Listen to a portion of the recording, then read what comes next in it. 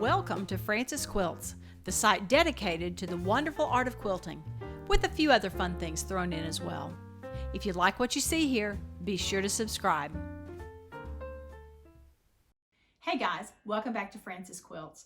Today I'm going to continue with my demonstration of some of the Westalee Spin-E-Fex rulers. Today I'm going to be working with number 16. I've been using these rulers to fill in the white portions of my brown striped quilt and have been really excited with how they're working. Today I'm going to be quilting on Julio. Now Julio is my Juki sit-down long arm. It does give you a little bit more throat space and a little bit easier to work, but this should work on, or these will work on any domestic machine that you have.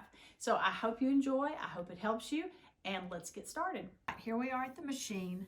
I have put my needle down and brought it back up to bring my thread tails to the top. I'm going to insert my ruler and close up this little jigsaw piece here. I'm going to butt this ruler all the way down into the groove, this first groove right here, so that it's all the way down in there. I'm also going to come to the back here and make sure that the registration mark on the ruler is lined up with that line that I have drawn. So let me get my gloves on and we will give this a try. This ruler has some deep grooves right here, so we're going to round this corner and come to here. Rounding that corner is probably the hardest part of this ruler. Once we get there, we're in a big wide arc. We come back to here, and then we have to round that corner again. So you may have to slow down or just concentrate a little bit. It's pretty easy just to kind of veer out here where you don't want to. So let's go and see how we can go today.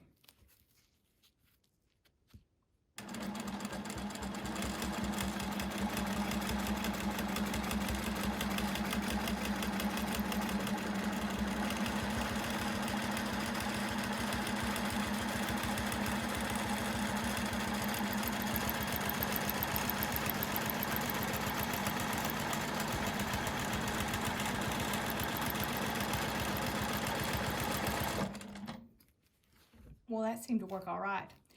When you get back to the center, you don't want to stay for very long. The only thing I don't like about these rulers is sometimes you get some thread buildup there. So I encourage you to stop just as soon as you hit that center point. I would normally, if I was doing this all at one time, I would do all 8 of these points, just rotating around. But I just want to do 4 at first, just to show you what it looks like with the simpler quilting.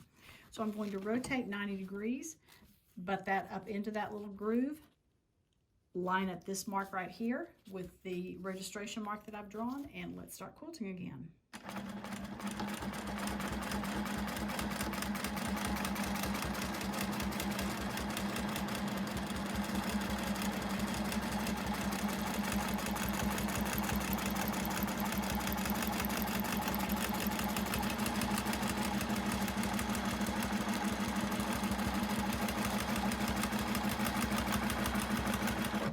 That one worked pretty well as well. So let's try for a third.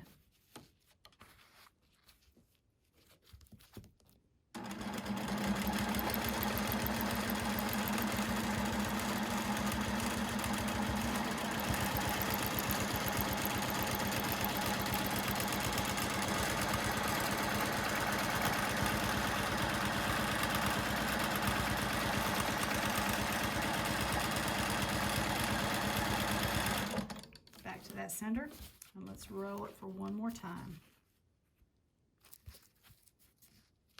You notice my hands are, I have 1 or 2 fingers on the ruler, and then the rest of my hand is resting on the fabric as much as possible.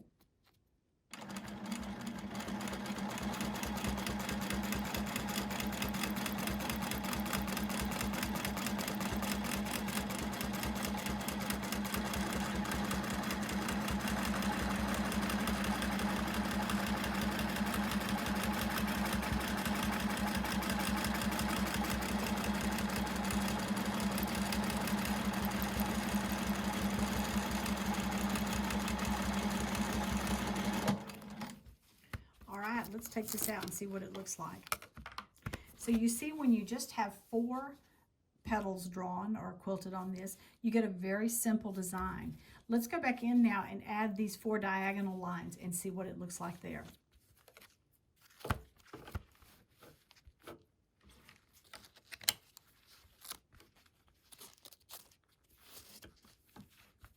Again, I'm butting my ruler foot up into that groove, and I'm lining up on the end here, positioning my hands, and off we go.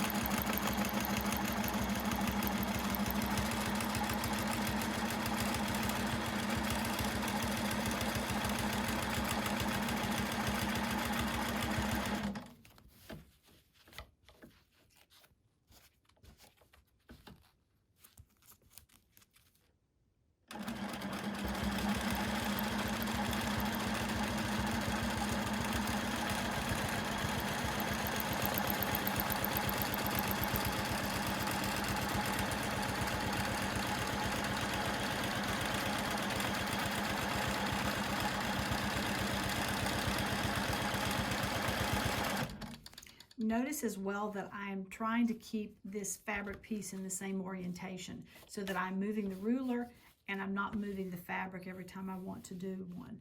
For something like this, it's not that big of a deal because it's a small piece, but if you get a big quilt, you're not going to want to have to turn it every time.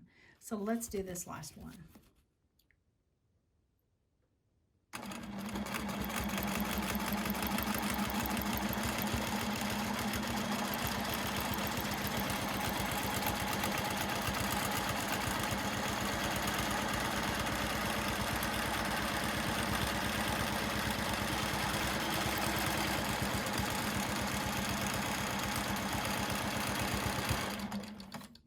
I think that's a pretty nice pattern. I love this little daisy part in the center here, and the reason I can tell that I actually did a decent job of this is because these points right here all seem to be matching pretty well, so that's a good thing. I hope this helps, and I hope you're enjoying your Westalee rulers. Thanks for joining me. Remember, if you like what you've seen, be sure to subscribe. You can also find my blog at francesquilts.com, and I'm on Facebook and Instagram at Frances Quilts, and on Pinterest at Frances Quilts 57. Hope to see you again soon.